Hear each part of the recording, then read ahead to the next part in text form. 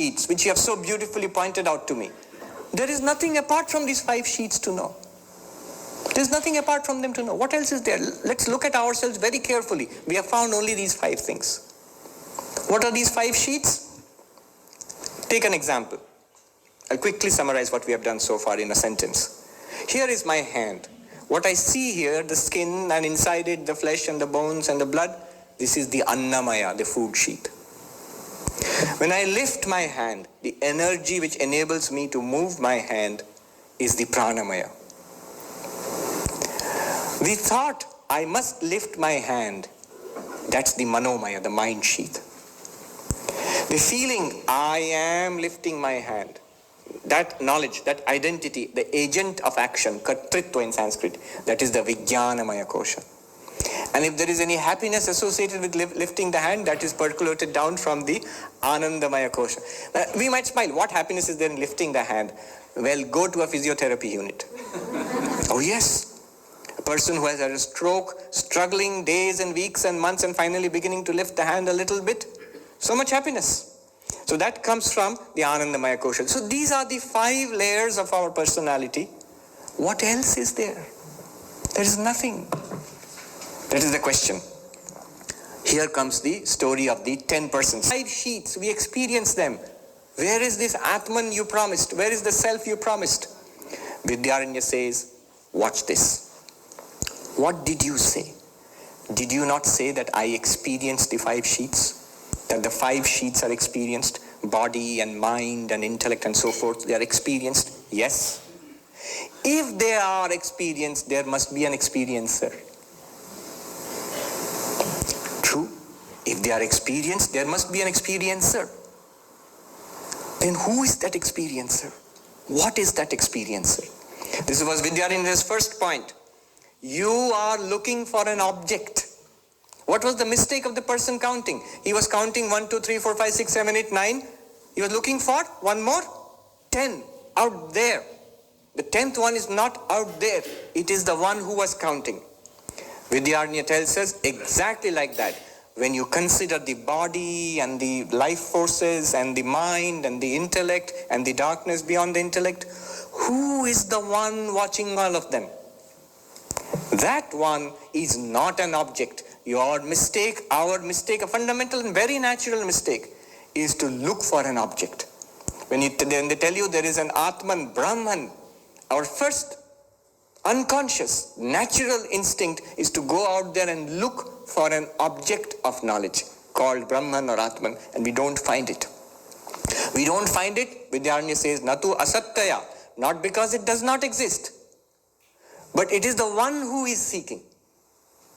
It is not an object of seeking, it is the one who is seeking. The second point that Vidyaranya makes is that when you want to know the subject, you see, the problem is this. He says the field of knowledge. Remember, we are on a journey of spiritual knowledge. Vidyaranya makes an important point. He borrows from the Kena Upanishad. He says the field of knowledge is divided into the known and the unknown. There are things that we know, books we have read, people we have met, foods we have eaten, places we have visited. These are things which are known. And there are places we have not visited, books we have not read, theories we do not understand, people we have not met, experiences we have not had. So these are the field of the unknown. This is our field of knowledge, known and unknown. Apart from the known and unknown, what is there? Yes, the knower. The entire field of knowledge can be divided into the known and the unknown, but quite apart from that is the knower. That's why the Upanishad says, the one who thinks that the Atman is known as an object, he does not know the Atman. The one who says the Atman is unknown, he's still thinking it's an object, looking for it. He does not know the Atman. It's neither known nor unknown. It is the knower. That's a beautiful second point that Vidyaranya makes. It is the subject, it's not an object of knowledge. Objects of knowledge are known and unknown. Many things which we know, many things we do not know, we will know, many things we may not be able to know in our lifetimes. But the self, you, are none of them. You are the subject. So you are neither the known nor the unknown. Anyadeva tad viditad aviditad adhi. The Kenopanishad says, and Vidyaranya quotes, the self, you, I, am apart from all that I know and apart from all that I do not know. I am the self itself. Now if I still persist, okay, I know it's not an object of knowledge, still I would like to know it. Vidyaranya gives a fantastic example. He says, consider this example. There is sugar, there is water, and there is milk. If I add sugar to the water, it becomes sweet. If I add sugar to the milk, it becomes sweet. So how does water become sweet? By adding sugar. How does milk become sweet? By adding sugar. So to make something sweet, you have to add sugar. Now there are many things in the world. How do I know them? By adding consciousness. Literally meaning you become conscious of them by bringing them into relation with consciousness. Here is this microphone. How do I know this microphone? By bringing it into relationship with my consciousness. It's a fancy way of saying looking at it. So I look at it, that means my consciousness becomes aware of it. So to know anything, you have to add consciousness to it. Just as to make anything sweet, you have to add sugar to it. Now if you ask, Vidyaranya says, if you ask, how do I make sugar sweet? So I have to add sugar to make it sweet. Because anything to make it sweet, you have to add sugar. If you say that, then how do I make sugar sweet? That means the rule is you have to add sugar to it. So what sugar will I add to sugar to make it sweet? It's a foolish question. Sugar has inherent sweetness, which it lends to other things.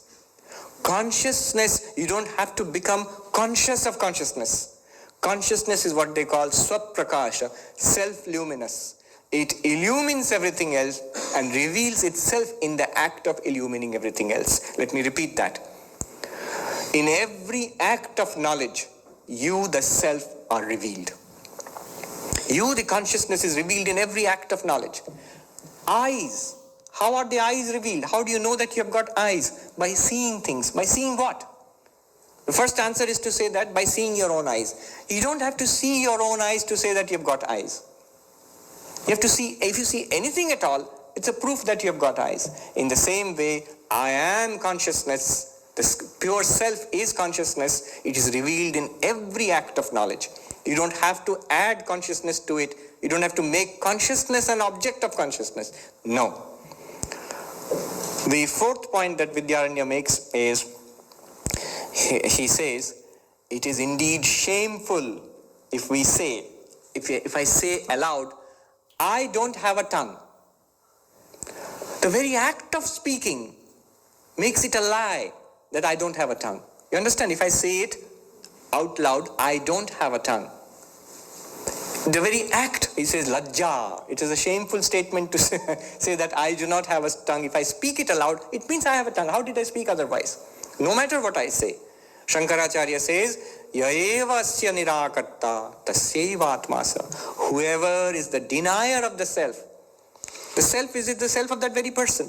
Without that consciousness, how could you deny something? Who or what is denying? That's the fourth point Vidyaranya makes. And the fifth point is rather amusing. It's a technical point. Here he is in debate with the Buddhist nihilist. The Buddhist nihilist who says, Shunyam, the nature of the Atman is nothing, void. To be fair to the Buddhist nihilist, Shunyavadi, he actually does not say this. Though we Vedantins, we say that, we put words in their mouths. If you actually go to their scriptures, Nagarjuna's Moola Madhyamaka Karika, what he says there is very much like what we say in Advaita Vedanta. But anyway, supposing someone comes and says, the self does not exist. The 5 sheets are there. If you open that, like the peeling the onions, layers of an onion, nothing remains after that. It's zero, nothing. Then Vidyaranya says, in a debate, you need an opponent. In Sanskrit, it's called Vadi, Prativadi.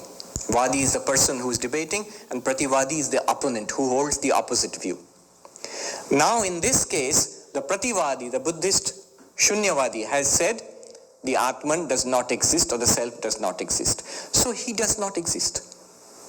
So the Prativadi does not exist. There is no opponent. Hence, I have won the debate. To whom will I reply? You don't exist. If you say that there is no real self within, It's a void. It's a technical point he's making, and I think he is half joking. He says, if my worthy opponent says that there is no Atman, the self, it's void, there's nothing, then he does not exist. The opponent is self-dissolved, dissolves himself, poof, vanishes. Whom will I reply to? So I need not reply to that question. So that's the fifth point he makes, because the Prativadi dissolves by his own admission. It's, again, I'll reply and I'll point out here, the Buddhist nihilist actually does not say that. He's not really a nihilist. One interpretation of the Shunyavada school of Buddhism, the Madhyamaka Buddhism,